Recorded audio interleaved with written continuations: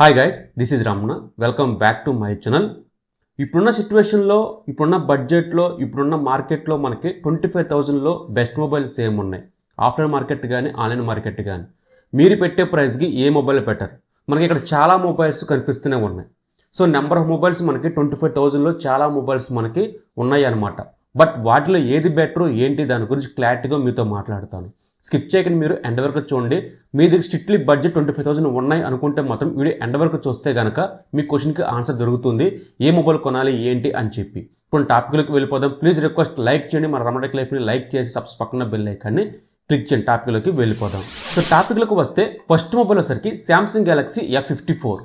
బేసిక్గా ఈ mobile price మనకి 28,000 ఉంటే కనుక ప్రైస్ డ్రాప్ అయ్యి 24,000కే వస్తుంది. మీ దగ్గర కార్డు ఉంటే కనుక 23,000 రూపాయలకే వస్తుందన్నమాట. అమెజాన్లో వచ్చేసరికి చాలా మంచి మొబైల్ అవుతుంది శాంసంగ్లో. సో చాలా మంది అడుగుతూనే ఉన్నారన్నమాట. ఒక మంచి బ్రాండ్లో చెప్పాలనుకుంటే కనుక శాంసంగ్లో ఈ మొబైల్ మాత్రమే కనిపిస్తుంది ఆ ప్రైస్ సెగ్మెంట్లో వచ్చేసరికి. 6.7 inch full HD plus super AMOLED డిస్ప్లేతో వస్తుంది, 120 Hz తో వస్తుంది అండ్ మనకి ప్లాస్టిక్ బోర్డుతో వస్తుంది. 85% మనకు ఆక్యుపై చేసింది అనమాట డిస్ప్లే సైజ్ వచ్చేసరికి. సో డిస్ప్లే క్వాలిటీ చాలా బాగుంటుంది. శాంసంగ్ డిస్ప్లే ఎక్సలెంట్గా ఉంటుంది అనమాట. సో తీసుకోవక్కర్లేదు, బాగానే ఉంటుంది. ప్రాసెసర్ ఎగ్జినోస్ ప్రాసెసర్ 1380 ప్రాసెసర్ మనకి 10 5G బ్యాండ్ వరకు మనకి ఈ మొబైల్లో ఉన్నాయి అనమాట. 8GB ర్యామ్తో వస్తుంది, 250GB ఇంటర్నల్తో వస్తుంది. స్లాట్ మనకి ఇందులో ప్రొవైడ్ చేయలేదు. సింగిల్ సిమ్ కార్డ్ వేసుకోవాలి, ఇది మెమరీ కార్డ్ వేసుకోవాలి. సో మనకి ఆప్షన్ ప్రొవైడ్ చేశారు కాబట్టి గుడ్. ఇంకా బ్యాక్ సైడ్ మనకి 3 కెమెరాలు ఉన్నాయి. 102 MP back camera, 4K recording చేసుకోవచ్చు and 102 MP back camera, 8 MP ultra, 2 MP macro, 4K recording ఉంటుంది. Back side selfie 32 MP. Front back కూడా మనకి 4K రికార్డింగ్ ఉంటుందన్నమాట. 16 mAh బ్యాటరీతో వస్తుంది. ఛార్జర్ కెపాసిటీ వచ్చరికి అంటే మొబైల్ కెపాసిటీ వచ్చరికి 20 watts ప్రొవైడ్ చేయట్లేదు కానీ సపోర్ట్ చేస్తుంది. ఛార్జర్ మీరు సపరేట్ కొనుక్కోవాల్సిందే. ఆఫర్లో మనకి ఛార్జర్ మనకి 500 రూపీస్ కానీ 800 రూపీస్ కానీ వస్తూనే ఉంటుంది. ఒకసారి చూడండి. ఇంకా నెక్స్ట్ మొబైల్ వచ్చరికి iQOO Z7 Pro. సో ఈ మొబైల్ ప్రైస్ మనకి 8GB 128GB స్టోరేజ్ మనకి 23,999 రూపాయలకి వస్తుంది అనమాట. అప్రాక్సిమేట్లీగా 24,000కే వస్తుంది. సో ఇది ప్లాస్టిక్ బోర్డుతో వస్తుంది, ప్లాస్టిక్ ఫ్రేమ్తో వస్తుంది, 175 grams వస్తుంది అనమాట. ఇది 6.7 inch full HD plus super AMOLED డిస్ప్లేతో వస్తుంది, కర్వ్ డిస్ప్లేతో వస్తుంది, 10-bit కలర్స్తో వస్తుంది, HDR10+ సపోర్ట్ చేస్తుంది అనమాట. సో డిస్ప్లే క్వాలిటీ మీకు బాగానే ఉంటుంది. కర్వ్ డిస్ప్లే కాబట్టి ఒక ప్రీమియం సెగ్మెంట్లో కనిపిస్తూ ఉంటుంది ఈ మొబైల్ వచ్చరికి.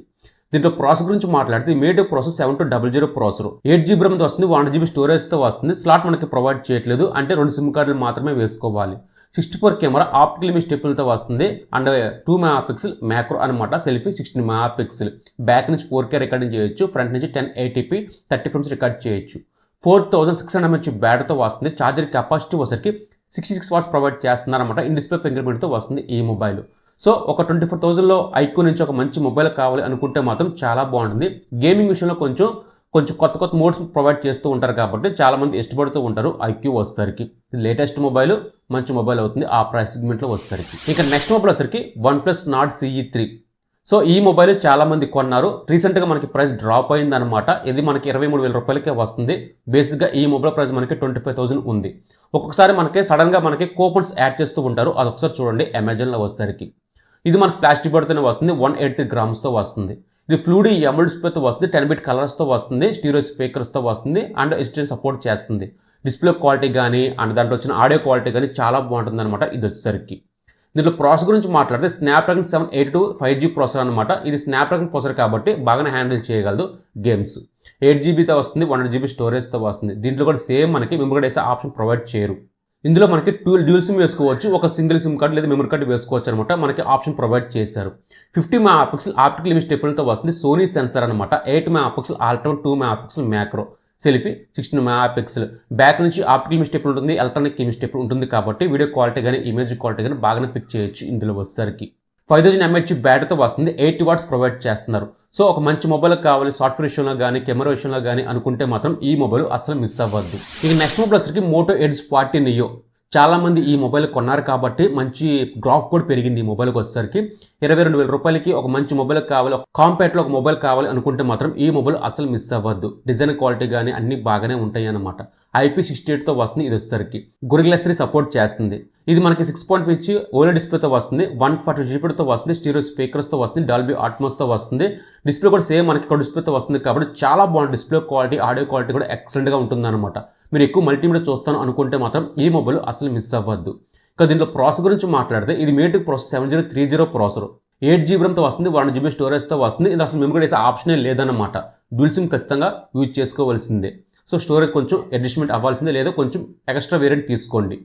స్టోరేజ్ కానీ ర్యామ్ కానీ ప్రాసెసర్ కానీ బాగానే ఉంటుంది. 50 MP back camera, optical image స్టెబిలిటీతో వస్తుంది. 30 MP ultra wide angle selfie, 32 MP back నుంచి ఫ్రంట్ నుంచి 4K రికార్డింగ్ చేయొచ్చు ఇందులో వచ్చేసరికి.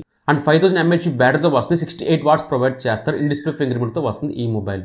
డిస్ప్లే క్వాలిటీ కానీ, కెమెరా క్వాలిటీ కానీ, ప్రాసెసర్ కానీ, బ్యాటరీ కానీ, ఛార్జర్ కానీ చాలా బాగుంటుంది ఇందులో వచ్చేసరికి. ఒకసారి చూడండి. ఇక నెక్స్ట్ మీకు ఒకే బ్రాండ్ నుంచి 2 మొబైల్స్ కనిపిస్తున్నాయి. Redmi note 13 pro, Poco X6 pro.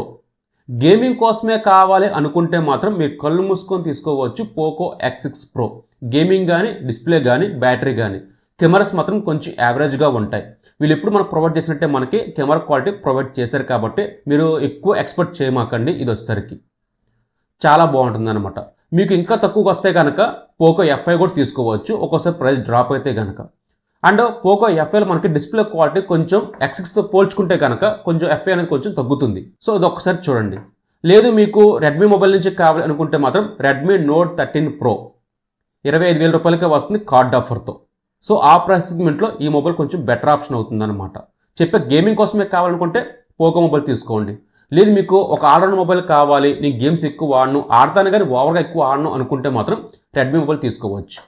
ఇది తీసుకోవాలనుకుంటే కనుక డిస్ప్లే క్వాలిటీ మనకి సూపర్ ఎమ్ డిస్ప్లేతో వస్తుంది, డాల్బీ అట్మాస్తో వస్తుంది, 10 బిట్ కలర్స్తో వస్తుంది. ఆల్మోస్ట్ ఇంకా డిస్ప్లే క్వాలిటీ విషయం మాత్రం చాలా బాగుంటుంది. 1.5K రెజల్యూషన్తో వస్తుంది కాబట్టి డిస్ప్లే క్వాలిటీ ఫిదా అవుతారు ఖచ్చితంగా. ఆ ప్రైస్ సెగ్మెంట్లో పోకో నుంచి, రెడ్మీ నుంచి డిస్ప్లే క్వాలిటీ చాలా బాగుంటుంది. ఇక ప్రాసెసర్ గురించి మాట్లాడితే రెడ్మీ నుంచి స్నాప్డ్రాగన్ 7S Gen 2 ప్రాసెసర్తో వస్తుంది. బాగానే ఉంటుంది, నో ప్రాబ్లం. గేమ్స్ బాగా హ్యాండిల్ చేయగలదు. 8GB ర్యామ్తో వస్తుంది, 100GB స్టోరేజ్తో వస్తుంది. సో ర్యామ్ కానీ, స్టోరేజ్ కానీ, ప్రాసెసర్ కానీ బాగానే ఉంటుంది అనమాట. 200 MP వస్తుంది, ఆప్టికల్ ఇమేజ్ స్టెబిలిటీతో వస్తుంది, ఎలక్ట్రానిక్ ఇమేజ్ స్టెబిలిటీతో వస్తుంది. Selfie 16 MP. So camera quality కొంచెం బాగుంటుంది రెడ్మీలో వచ్చేసరికి. పోకోలో మాత్రం 64 కెమెరా కాబట్టి కొంచెం యావరేజ్ పర్ఫార్మెన్స్ ఉంటుంది. రెడ్మీతో పోల్చుకుంటే కనుక పోకో అనేది కొంచెం డౌన్గ్రేడ్లో ఉంటుంది కెమెరా విషయంలో మాత్రం. అండ్ 5100 mAh బ్యాటరీతో వస్తుంది. 67 వాట్స్ ఇందులో ప్రొవైడ్ చేస్తున్నారనమాట. ఇన్ డిస్ప్లే ఫింగర్ ప్రింట్తో వస్తుంది రెడ్మీ వచ్చేసరికి. Display quality, camera quality, processor, battery, charger, ఈ 5 విషయాల్లో కూడా ఈ మొబైల్ బాగానే ఉంది. పోకో కూడా మనకి చాలా బాగుంటుంది. ఒక కెమెరా విషయంలో తప్పగానే మిగతా అంతా కూడా చాలా బాగుంటుంది అనమాట అది వచ్చేసరికి. సో మీ ఆప్షన్ బట్టి ఉంటుంది.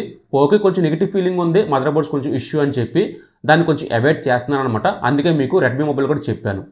ఈరోజు టాపిక్ ఇదనమాట. ఈ 5 మొబైల్స్ కూడా చాలా మంచి మొబైల్స్ అవుతాయి. మీరు ఆఫ్లైన్ మార్కెట్కి వెళ్ళండి, ఆన్లైన్ మార్కెట్కి వెళ్ళండి, ఈ 5 మొబైల్స్ కూడా బయట మనకి అవైలబుల్గా ఉన్నాయి.